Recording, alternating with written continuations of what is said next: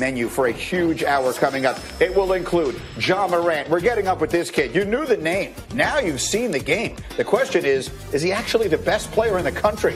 Jay Billets will answer that in a minute, because if it isn't him, it's probably this guy, Zion. How many games does the superstar have left before he goes pro? We'll talk about that. Can they win the entire thing? And part 2 of my interview with Kobe Bryant. You'll hear selected pieces of the conversations with one of the greats of all time, who puts together one of the really genuinely fascinating conversations you will see. All that and more in this hour of Get Up. Let's jump in with some of the action from yesterday. Auburn almost gave a game away against New Mexico State. Look at this. Aggies down 2. Might have had a layup to tie it there. Instead, they kick it out for a 3. Fouled on the three-pointer is Terrell Brown. A.J. Harris, why'd you pass the ball? I seen the points when we was down 2. I just felt like Terrell Brown was clearly wide open. He got a great shot off. He got fouled, and I was just trusting my teammate, my partner. Honestly, I love the decision, and it leads to 3 free throws again in a 2-point game. And this is Brown, and he misses the first. He's a 78% foul shooter, by the way. Missed the first, made the second. Here's the third. The tie doesn't go. But look, out of bounds, it's Aggies' ball. They're going to get another chance. And Jay Will, look at the look that they wind up getting. A wide open look. Hey, if you're a kid, though, you can't ask for anything better. This is what you dream about. In the end, Auburn survives and advances to the delight of Charles Barkley, who is their most famous alum. Let's talk. At that point, it's out of your control, and you got to trust your players, and players make plays. And if he does, make all 3 free throws or makes the 3, it's an Ali Faroukmanesh moment, and that will be remembered forever. And that's what happens in the NCAA tournament. And it just didn't work out for us this particular time. We obviously panicked and made our share of mistakes, which could have cost us the game. But at the same time, we had made enough really good plays throughout the game against a really good team. And that's a really good 5-12 win for Auburn, because that New Mexico State team is formidable.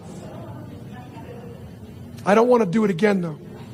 I don't think anyone would. 2-seed Michigan State taking on 15-seed Bradley, and Michigan State struggled with Bradley. They were there to play, but there's Xavier Tillman stealing it, laying it in on the other end. Spartans going on a 10-0 run at that point, but watch this. Bradley calls a timeout, and during that, Tom Izzo very upset with freshman forward Aaron Henry getting in his face. He gets in his face once again in the huddle at this point, has to be held back by Cassius Winston. And, of course, it was because he wasn't getting back on defense. More on that in a little bit. But 2 minutes and 45 seconds to play in the game. The Spartans are up, and Henry gets it going. Michigan State wins it 76-65. Here's Izzo on the drama in the huddle. This is one and done time, The my bads are out the window. If they're my bads because that team played better or that guy played better, if it's my bad because I decided to jog back instead of sprint back, then it is your bad, and you're going to hear about it. All right, we're going to talk about that one in a minute. We're also going to talk about this. My goodness, Murray State and Marquette. Ja Morant, you knew the name, now you've seen the game. That was a dime. Now look at the step back, Jay Will. Very James Harden-like. That's who it looks like. Right there, he looks like James Harden. Yeah. And Murray State would have a 7-point lead at the half. Now, who does he look like with this pass here? Me. Oh, no, first that Chris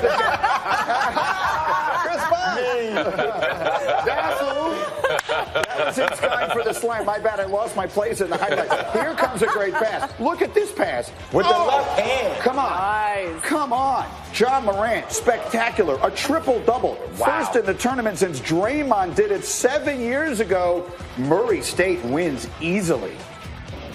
Ja, what a performance. The first triple-double in the tournament since Draymond Green in 2012.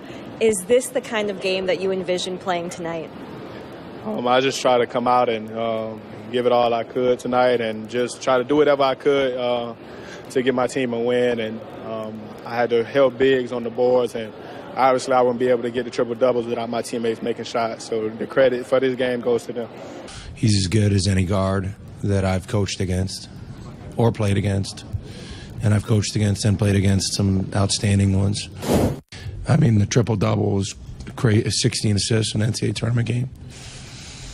It's crazy.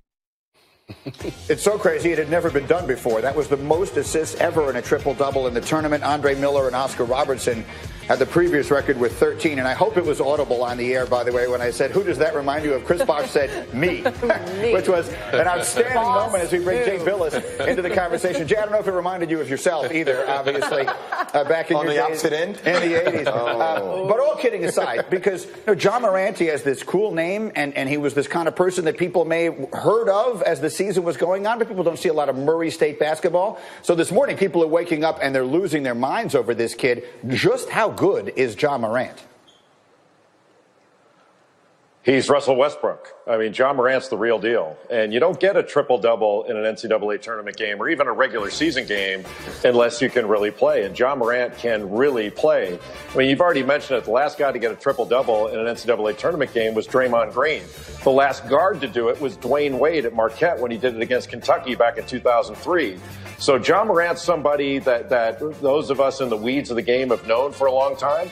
But he only averaged 12 points a game last year, and now he's a bona fide superstar that's going to be a top 3 pick in the draft. And it kind of reminds you of the decision that had to be made back in 2003, when you had Chris Bosh coming out and Dwayne Wade and LeBron James and the like, because you got Zion Williamson, R.J. Barrett, and John Morant. And those are going to be the first 3 picks. It just depends on the order. I still think Zion's number 1. I don't think you move him aside. But it's going to be a real decision at number 2 with R.J. Barrett and John Morant. Yeah, what would you do, Jay, between those number 2 picks potentially? Would you take R.J. Barrett ahead of Ja Morant, or would you do Morant ahead of Barrett? That's a good question, Laura. I mean, right now I have R.J. Barrett ahead of Ja Morant, but it is really close. And just the fact that you're saying that Ja Morant is going to be a Russell Westbrook type player, but I think that R.J. Barrett's going to be a James Harden type player. And so the hard part with the draft is it's not always binary. It's not always an either-or thing. All these guys can be ultra successful, like the players we had in 2003 that we were just talking about. And so you can make a choice, and it's not necessarily the wrong choice. You're just trying to make the best choice for your team. I'm having the best time watching Chris Bosh watch those highlights, by the way, of John Morant, who is just unbelievable. Jay, I want to go back to the Michigan State game. A lot of people reacted pretty strongly to Tom Izzo, who obviously was very forceful in that huddle. Should a big deal be made of the way he handled his player yesterday? I don't necessarily think it needs to be a big deal with regard to Tom Izzo because he's got such a long track record with how he deals with his players and how his players react to it. So you know where it's coming from with Tom Izzo. With a younger coach, I wouldn't recommend this kind of thing.